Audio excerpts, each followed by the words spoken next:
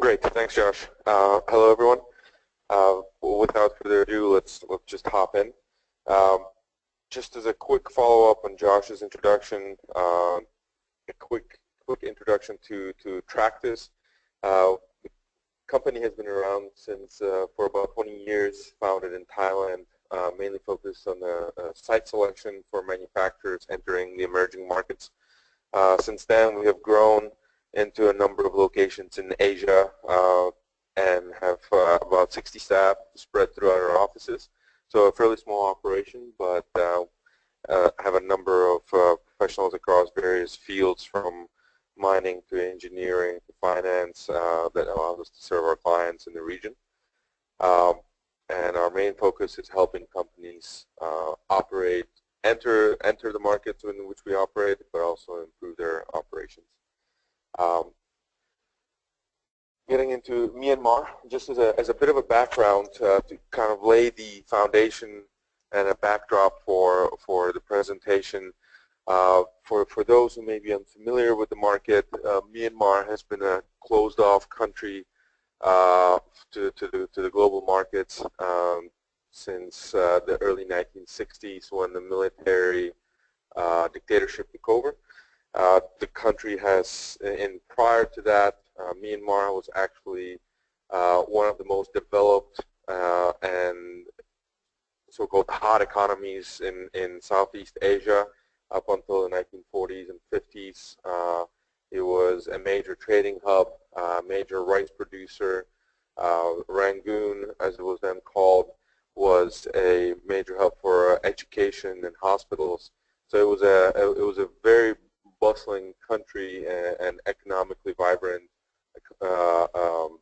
marketplace as well, which has then over the past 5 decades backslid to one of the poorest countries in the world under a brutal dictatorship. Since 2011, when the country has taken a turn for the better and opened up under the previous administration, the economy has grown substantially. The reforms that have been ushered in have laid a sound, or at least a starting foundation for the development that's yet to come. Myanmar is one of the largest countries in Southeast Asia, and it has actually one of the better positions where it's located between China and India, and also borders Thailand. As China and Thailand are, due to its position, Myanmar's top trading partners, but that's also a function of the historical sanctions that have been imposed on the country and lack of openness, which have allowed the previous military government to cozy up to the Chinese leadership, and there's also a lot of black market trade that goes through the border areas with China and Thailand. The economy is starting from a very low base. So every year when the growth rates are posted or forecasted for future years, the country is usually averaging around 7% growth since opening up. But because we're starting from such a low base, it's also expected that this trend is to grow, which will have a lot of implications for Canadian companies, and I'll touch on that in the following slides as well. Along with the growth has come inflation, and we're actually, as of today, we are reaching some of the lowest exchange rates against the U.S. dollar. As a kind of a backdrop on the exchange rate, the rate used to be pegged to the dollar prior to the opening or floating of the exchange rate. Under the military government, actually the exchange rate was about 7 chats to the dollar on the official, according to the official rate, but the black market rate was around anywhere from 800 to 1,000 chat. So if you were coming into Myanmar in 2011 and you were exchanging dollars into chat, a $100 bill would barely get you a cup of coffee if you were to use the government exchange rate. So a lot of the exchange was done on the black market, which is no longer the case. The country still remains, despite its growth and potential, it still remains one of the most difficult countries for conducting business.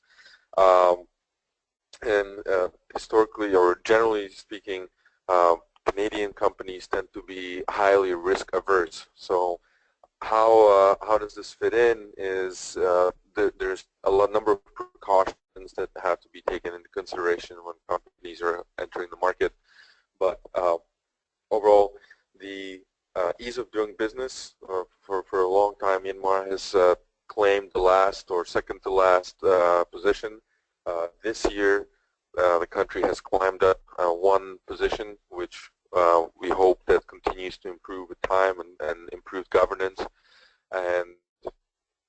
But the important thing to keep in mind is one of the things, or some of the things that make it a difficult place for business is not only corruption, but also the lack of enforcement of law, the legal system itself, and there's a degree of variance between what is written on paper as a rule and what is actually done in practice.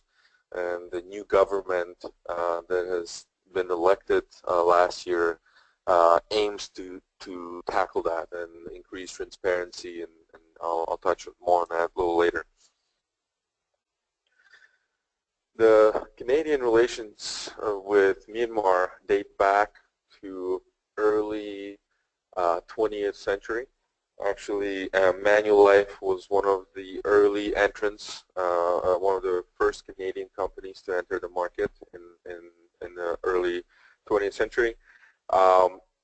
Throughout the 50-year dictatorship, Canada has been involved in Myanmar not from a business aspect, but mostly in humanitarian and economic development assistance, but not from a business perspective. Actually, when the economic sanctions were imposed, the Canadian sanctions on Myanmar were some of the strongest, and they were actually even stronger than the U.S. sanctions. And as the country opened up, Myanmar became sort of an anomaly and quite unique from the Canadian perspective. Starting in 2012, where Canada was closing embassies around the world, it was selling diplomatic residences in not only in Asia, outside of Southeast Asia actually. It was refocusing its priorities on Myanmar, and in 2012, Canada named Myanmar as Canada's priority market, which has given it additional attention and resources, which has resulted in increased trade, focus on international cooperation, and actually an embassy opening up in Yangon recently.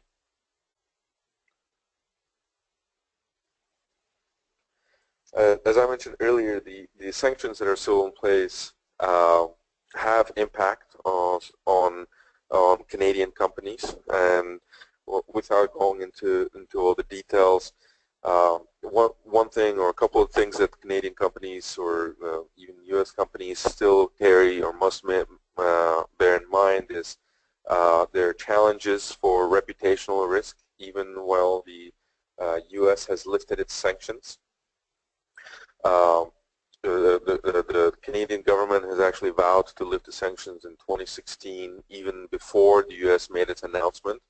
So there was a foresight for easing trade restrictions. But for example, when conducting business here and managing reputational risk and other risk, as a company, we've undertaken due diligence projects where a Western or U.S. company was entering the market with a trusted partner, but upon doing added due intelligence. We've sometimes discovered uh, troubling things about the company, such as links to drug trafficking um, and other skeletons that companies may have, the local companies may have had in the closet. So what's really encouraged is even with the sanctions lifted, companies still need to take precautions and conduct a deep dive to make sure there are no connections to human rights violations, drug trafficking, or any military support. Now, as far as trade is concerned, as I mentioned, 2011, when the uh,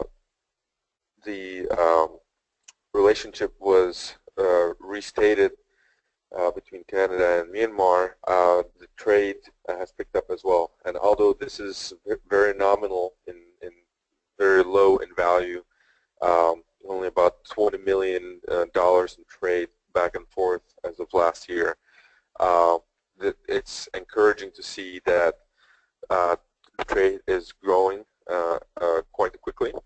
But at the same time, it's important to keep in mind that while this is good news, if you compare Canadian exports to, for example, or Canadian trade with Indonesia and Singapore, which is in multiple billions of dollars, this is really just a fraction of Canadian trade.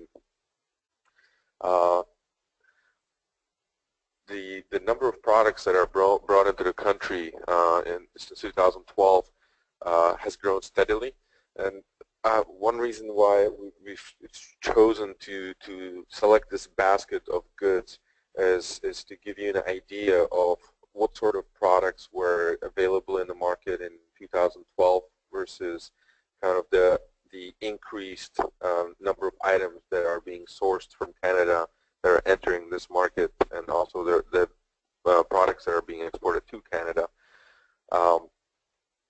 And one of this trend has actually a correlation to something similar that's happened in Vietnam about 15 or so years ago, when if you came to Vietnam in mid to late 90s, chances are that finding things like toothpaste or even toothbrush would have been very difficult.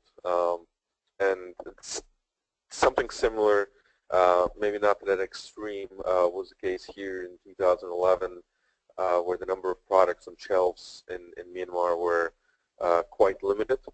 And even now, if you go to a grocery store today, the things you find there today and the availability of products would have been completely unheard of, even as early as 2 years ago, for example. So this is a very positive sign, and also hopefully an indicator of what's to come. Which brings us to the opportunities for Canadian companies in the market. And these 5 sectors are the core sectors where we believe, as well as the Canadian government has focused on promoting investment in these sectors from the Canadian side. And we'll go through each of these in detail. Telecoms. This is kind of a sort of a miracle story, and the reason for that is, if you try to buy us a SIM card in Myanmar in, say, 2011, 2012, the number of people who were able to buy a SIM card was extremely low, if you were able to find one, and B, was extremely cost prohibitive, where the cost of SIM cards were anywhere north of $1,000. And the calling rates for outside of country would have been $10, $15, $20 for making overseas calls per minute. So only short 5 years ago, we've come a long way, where now there's a high penetration of mobile devices in the market, and a SIM card can be purchased for as little as $1. Even in 2012, when people wanted to make a phone call, there would be on the street little shops where, say, a lady was sitting with 3 phone lines hooked up to a table, and there would be a line on the street for people to make a phone call. And it was sort of like a public phone booth. But just imagine pulling out your phone line in front of your house, and if you had one, and charging people to come use your phone, which was in effect what was happening until very recently. So the telecommunications sector has a number of opportunities for not only hardware but also software and other service providers that are operating in this space. Oil and gas has historically been one of the highest source of foreign direct investment. But what makes this difficult, especially for maybe risk-averse companies, is there are stringent participation rules in Myanmar, which sometimes pushes companies away. So there's a degree of flexibility that's required, and having a clear plan in mind before entering the sector. There's a large abundance of natural gas in Myanmar, but ironically enough, a lot of the natural gas is not consumed domestically. A lot of that is exported to Thailand, and for a lot of the exports that you see on the chart, actually most of those go to Thailand because the Myanmar government, or even previously the military government, had what could be speculated as very beneficial contracts for natural gas trade. Mining, mining is one of the sectors that I find very interesting in Myanmar. From a geological standpoint, the potential here is almost unbeatable. There are a number of exploration companies that, if you talk to them, you look at the geological data, mining companies don't have to go very far below the ground to find some of the richest and most highly concentrated resources in ore. But the sector also has it's sort of a dark industry and has a dark past. And actually, Ivanhoe Mining used to operate in the market and now operates under a different name, according to Amnesty International. But the sector is usually prone through human rights abuses, poor handling of environmental issues, and has the mining sector is always usually responsible for a lot of the pollution that comes with the process, because enforcement in the sector is lax and sometimes non-existent. Local mining companies are able to operate still in sort of a shadow, where the regulatory oversight is limited and enforcement is sometimes non-existent, as a lot of the local mines usually have ties to the military. So the government has taken steps in amending the investment law focused on mining, and the result of that has been not only a spike in the interest of mining companies, but there's the number of foreign companies who are operating as and obtaining exploration permits has gone up over the past 2 years alone. But the number of, let's say, the percentage of Canadian junior mining companies are usually fairly capable of operating in difficult markets globally, but even those juniors are very few and far between in the local market. So it's a function of the way the law is written, the sharing requirements, and a number of other issues that are sort of throttling or curbing the investment. So this is a very long-term play. Infrastructure. This is one of the key challenges, and if you go to any of the forums in Myanmar or any sort of a conference, anybody will tell you that infrastructure is a major hurdle for operating. But this also presents a lot of opportunities for Canadian companies. Engineering firms, architects, architectural firms, and others have looked at this market previously. a lot of infrastructure investment is driven by the Japanese and Koreans. The Japanese government has provided a lot of soft loans to Myanmar. The main issue that becomes with these loans that risk averse companies and governments also look at is how will Myanmar repay these loans, while Japan is taking a very long-term view in putting money into, for example, the Tilawa Special Economic Zone, which is mainly run by a consortium between the Myanmar and Japanese government, and also putting a lot of money into the rail network. Roads especially are in dire need of investment. The country has about 165,000 kilometers of road, and only about 30% of that is paved. The quality of the highways by Western standards would not even be called a highway. It's a two-lane road in most of the country, where the average speed ranges from 35 to 45 kilometers per hour, and you would be encountering cows, motorcycles, children crossing the road. What would be a highway, for example. So there's a lot of room for improvement. Agriculture. This has gained a lot more.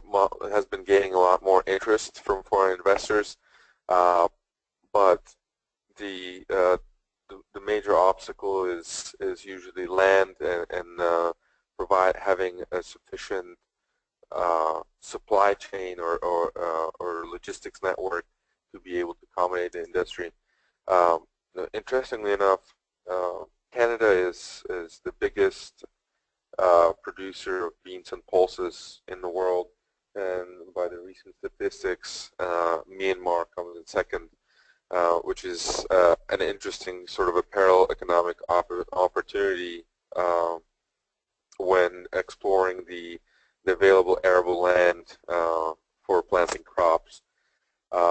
We expect that the government has named agriculture as one of its core pillars for investment and development, and as Myanmar introduces proper seeds, farming techniques, equipment, that the production will continue to increase, and actually over 60% of the population is in the agricultural sector, but this number has been slowly decreasing over the past 5 years. When you look at the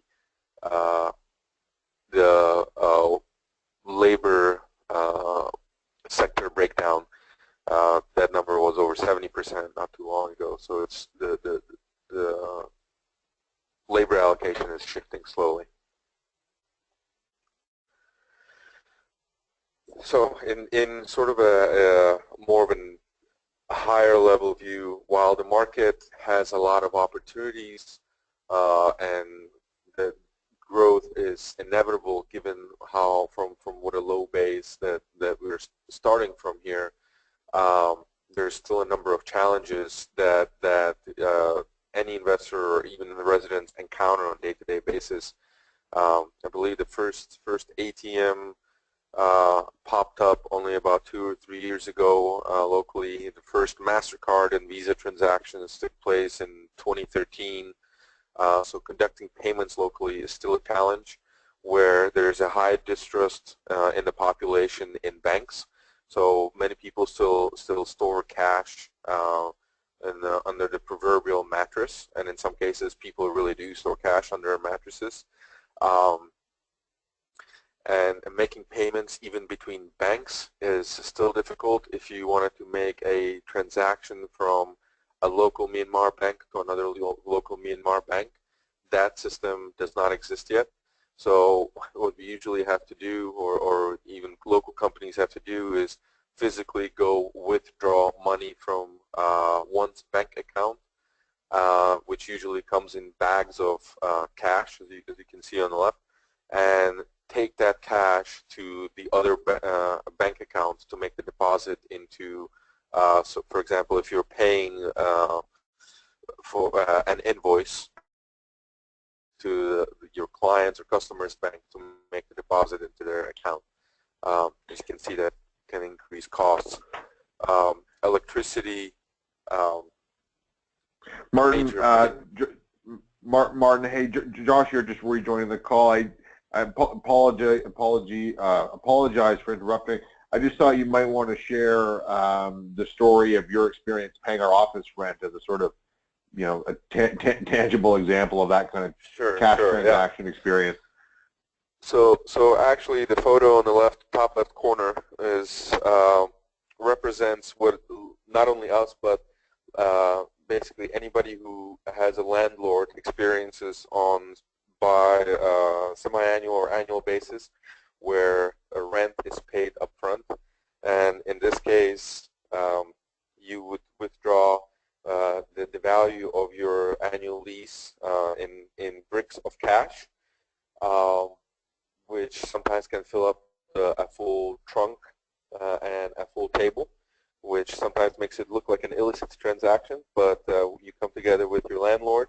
The landlord usually has a staff of people who then count the bricks of cash to make sure that you are paid in full. And as you can imagine, this is quite unusual and highly unorthodox practice by by Canadian standards or any Western standards for that matter.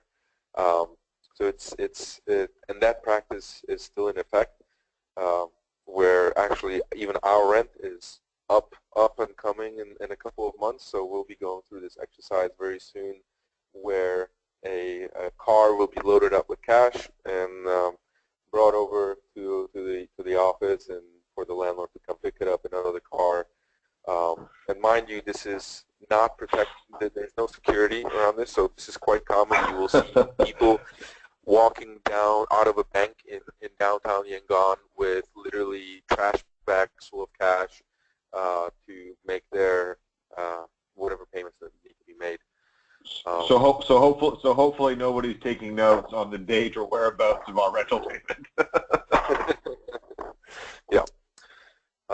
The power grid, majority of the country is still unelectrified, but that's changing by a number of investments and ventures that are being underway in Myanmar. But even the irony of the photo in the middle is that that's a meeting at the Ministry of Electricity. So when power outages happen, which are a daily occurrence, even the ministry is not immune to this problem. The grid is highly fractured and unstable, and so while there are projects underway, it's still a long ways away before there's stabilization in the electricity grid. And at the bottom is telecoms have, as I mentioned, have really kind of changed Myanmar overnight. And there's a photo of that of your phone booth with phone lines strung from somebody's home to the street. So logistics and infrastructure, as I mentioned, present a critical challenge. They also are added cost for companies operating here, especially in manufacturing and other sectors. In the image, the red on the spider chart, the red is Myanmar, and some of its neighbors like Thailand and Vietnam are on the outer portions of the chart. So visually, there is still a big discrepancy, and we've added Singapore in the yellow to highlight kind of the disparity in quality of infrastructure. This is kind of to someone who has not been to Myanmar before. These images can look kind of rough or chaotic, but in fact these are somewhat frequent occurrences between traffic, washed out roads, unpaved roads, and the transportation challenges facing the railway sector as well, where the system is prone to derailings or simply failed rail lines. Labor is another challenge that many companies encounter when they enter the market. Skilled labor is hard to find. Often, if there is skilled labor, it's very difficult. There's lack of investment in vocational schools in many areas. Those simply don't exist. So companies rely on their own training centers and investing into educating and training their labor. As a quick summary, there's a number of opportunities across the resource-based industries as well as non-resource-based industries. I mentioned the T-level special economic zone earlier, and actually most of that zone is occupied by companies. I think about 80–85% of the companies operating there are export-oriented, where they're capturing the cost arbitrage of the low-cost labor and producing locally and shipping right out. So that's been a big growing area in manufacturing. As kind of a parting thought, obviously the country has a lot of strengths from a cost perspective and a number of other factors, but there's a lot of weaknesses. And so as a sort of a word of caution is investors need to be prepared for long investment. It's a long road. A lot of patience is required when dealing with local officials, local government.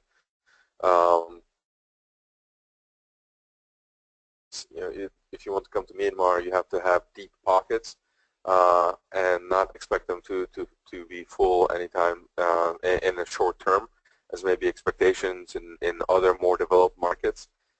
Things take a little longer than one would expect, and along the way there are a number of hurdles that usually come up that are unforeseen, and have to give credit to the government. They are putting a valiant effort forward to make this easier to enter the market, to register, and also increase transparency. While those are just baby steps, and the implementation of these steps have still, in some cases, have yet to materialize, we're quite hopeful and optimistic that it's not a matter of if, but just a matter of when these changes will come bearing fruits from an economic standpoint.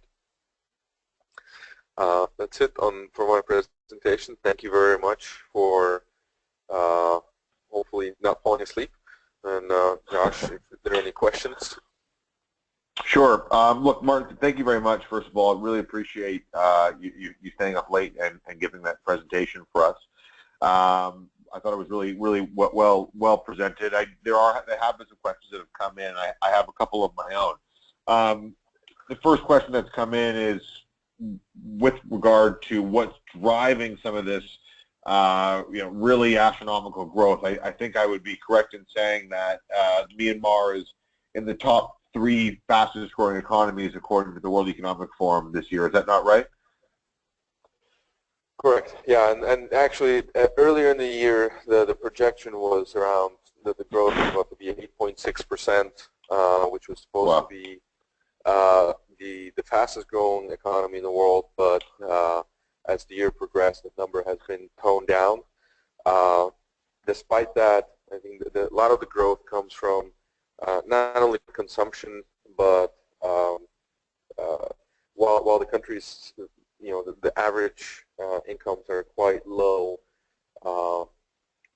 there are a lot more opportunities in the market that have been presented through foreign investment, but also salaries even incrementally are going up, and there's still a lot of parts of the market that remain untapped, and because you're starting from such a low base, it's inevitable that the growth has to occur. And I think you've done a pretty good job already, I think, outlining some of the key drivers here, things like the suspension of sanctions, which has opened up trade, which you presented as having, I think, doubled in the last couple of years. You talked about deregulation and liberalization of key trade and investment statute. You talked about some of the political risk and political stability around a transfer from military to civilian power.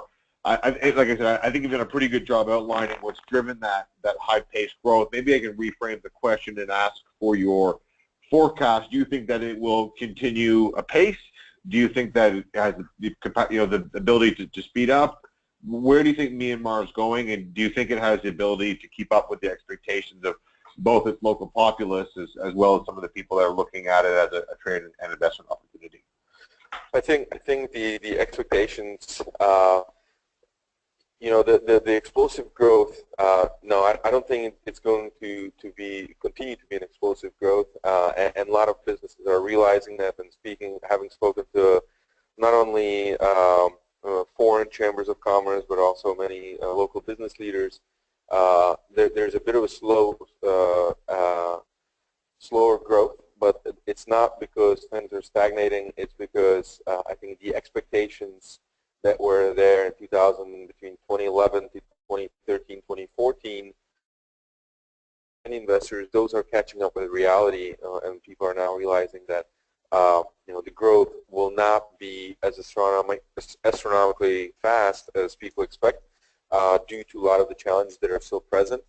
And I think many investors have learned their lesson in China, in Vietnam, where people have rushed in, and in a lot of cases, a lot of money has been lost. And so investors are more cautious and are treating Myanmar as a country to monitor and a place to do business, but instead of rushing in, being cautious. Yeah. While I foresee that we think that the growth will continue at a steady pace, to expect 8% every year is probably unlikely, but being in probably the 6% range is not completely unreasonable. Martin, questions are starting to roll in.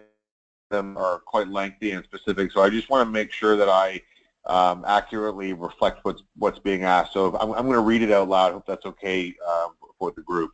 So the question is from an individual in the Canadian development sector, and it pertains to educational services. The question is, Myanmar has a number of challenges in building skills. I think you've addressed that in your presentation. What trends do you see in terms of foreign providers of educational services? Are there any Canadian links? Are foreign universities or colleges flooding in or setting up programs? Do you want to address that one? Sure. So yes, there are foreign, actually, and I will probably mispronounce the name, but Dulwich College is one that comes to mind. There are a number of, especially English institutions that have entered the market. There are a lot of opportunities for education. There's also challenges in that, given local requirements and licenses that are required to operate an educational facility. The requirement for a local Burmese partner, and also some, I don't know the required financial investments off the top of my head, what the minimums are, but those sometimes pose a challenge for smaller educational institutions as well. But it is an area that's growing, and actually there's the institution that has recently entered the market is set up by an area called the Star City, which is near the Kilawa Official Economic Zone. And the thought behind that project is the senior executives and plant operators who will be residing in this residential estate that's near the industrial zone will likely be sending their kids to this educational foreign institution that's positioned near the zone. So there are opportunities. I'm not sure if there are any Canadian educational institutions here yet, but again, it will require some vetting upfront. Right. Martin, there's a very interesting question here about some of the civil conflict that's taking place in Shan State and some of the violence in Rakhine. I want to get to that. Before we do, I might just add on the education element that certainly Myanmar is facing a crisis of education. Its universities were systematically dismantled in the late 1980s after student protests, and much of the education system was intentionally relocated outside of major urban centers, and the quality of education was systematically and intentionally degraded by the government in order to reduce the propensity for protest by student groups. That's had an absolutely tragic and long-lasting effect on the Myanmar workforce, which is only now starting to be addressed, and only in small portion by corporate sector training programs. There's absolutely an opportunity here for Canadian educational organizations and service providers to come in and to fill some of that service gap. Canadian universities, as many on the call know, have excellent global reputations, and at the younger, more primary elementary school level, Canadian international schools have an excellent reputation in the region in places like Hong Kong and Cambodia. And certainly there's an opportunity for that to take hold, although perhaps for some of the reasons that Martin outlined, I haven't personally seen it take hold. Martin, so as I mentioned, there's a question here about conflict in Shan State and Rakhine. It's made headlines in the New York Times. It's certainly the front of headlines in Myanmar. What is your view on how that type of political and civil conflict that takes place on the fringe and border areas of Myanmar will impact future investment and the ability of foreign companies to do business there? That's quite a broad stroke, but the companies who want to be here, and let's say I'll use Coca-Cola, they're already here and are willing to operate in this environment and find ways to do so. If you're an agricultural company or a mining company that sees opportunity in, say, Shan State, where there's a recent breakout of conflict, obviously they will have an impact on how you perceive your strategy. Now, I think it goes without saying that any ethnic conflict or violence is not conducive to producing healthy economic growth and sending the image of stability. The Myanmar government has quite a really difficult challenge. It's given the ethnic pulls and the border pull from Thailand and China. They really have to walk a fine line of stabilizing the country, which I think is going to be a long process, and it's not going to happen overnight. So I think, in short, it just depends on which industry you operate in, and if you're operating in the central region where there is no conflict, anywhere between Mandalay, the Sagaing to Patane, Yangon, you will find that those areas may not be impact your operations. If you have to be more countrywide, then that will have an impact. But for example, using Telenor in the telecommunications sector, they do operate in a lot of the conflict areas. They do put up communications towers in places where there were. I think there are ways to operate here just within a certain framework. Great, Martin. I'll ask one more question, and then I think we should wrap things up and let people get on with their workday. I've shared a handout through the GoToWebinar application. That's a tear sheet from an article that you and I wrote together on Myanmar's investment fundamentals. There has been a lot of publicity around the successful transition of power to the NLD government that is led by Nobel Peace Prize laureate Aung San Suu Kyi. in November in the beginning of this year. How, if at all, do you think that has changed the fundamentals of Myanmar as a prospective investment destination, or has it not? To make sure I understand, if the new government election, if that has changed the fundamentals, is that? That's correct. Okay. Well, I think it may. I think it depends who you ask. If you speak with a lawyer or you speak with somebody who needs to deal with the government regularly, they will tell you things have gotten more difficult because the government is inexperienced and undecisive in some aspects up to the ministerial level. You can also make the argument that look, when the government in 2011 shifted gears and opened up the market and began the economic and policy reforms, while it was the then ruling basically still military influenced government with a former general in charge, that they have been able to attract investment and really lay the foundation to attract foreign investors. So I think the new government in place, has it made it more appealing? Certainly. I mean, we've even going as recent as a couple months ago with the lifting of the U.S. sanctions, which has been largely credited to the peaceful shift in power from a military-dominated to a quasi-civilian government with first civilian president in charge.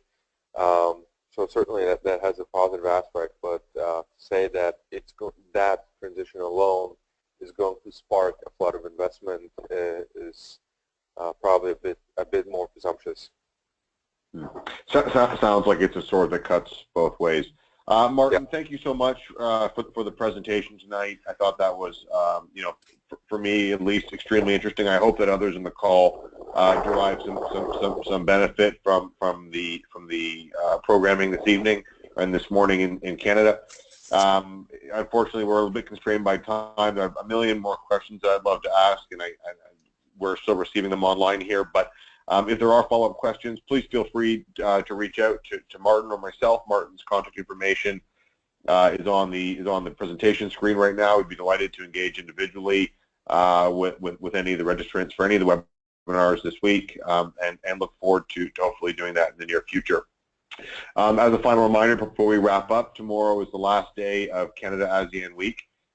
We will wrap up the week with a presentation by myself. I'll be presenting on Singapore, talking about the city-state as a regional hub for doing business in this part of the world, and hope that some of those of you who have joined us from Myanmar, Indonesia, Thailand, and Vietnam may be able to join us tomorrow, and look forward to continuing our dialogue and continuing to engage with people interested in ASEAN.